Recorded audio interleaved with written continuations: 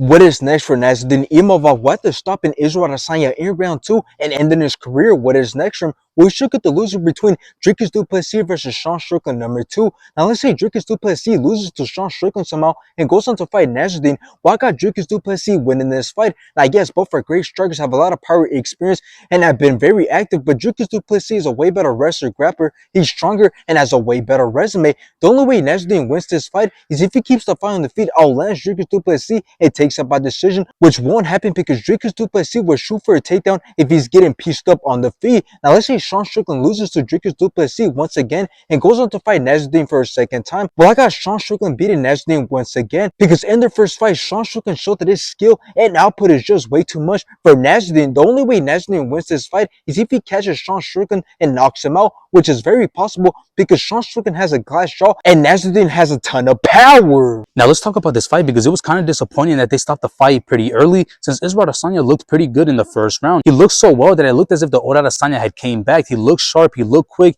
and he definitely picked the shots wisely, and he definitely won the first round. So to see him getting dropped and finish in the second round definitely leaves a lot of questions because you could say that the old Israel Adesanya came back and he's managed to get back into rhythm, but at the same time you can't really say that since the fight didn't go past 2 rounds. So anyways, you can't take anything away from Nassourdine Imavov even if it looked like the fight was an early stoppage. But anyways, another potential fight for Nassourdine Imavov other than the loser of Sean Strickland versus Dricus du Plessis and other than a title shot, since I believe that Hamza Chimaev deserves to be next for the title, not him, could be a fight against Kyle Bahayo or Robert Whittaker. Now let's say that the UFC decides to have Nassourdine Imavov fight Robert Whittaker. Well, I believe that it would definitely be a close fight since both are very good when it comes to going back and forth on the feet and they can mix up the striking very well. But I do believe that Robert Whittaker's glass chin is going to make him very vulnerable in this fight since Nassourdine Imavov has a lot of power and he's very good when it comes to setting up and picking his shots, and he's also very good when it comes to countering. So in that fight, I do believe that Nassourdine Imavov beats Robert Whittaker, but let's say that the UFC instead decides to have Nassourdine Imavov fight Kyle Bahayo. Well, I believe that this fight is much closer than the Robert Whittaker fight simply because Kyle Bahayo has a lot of power and he hasn't lost a fight since 2015,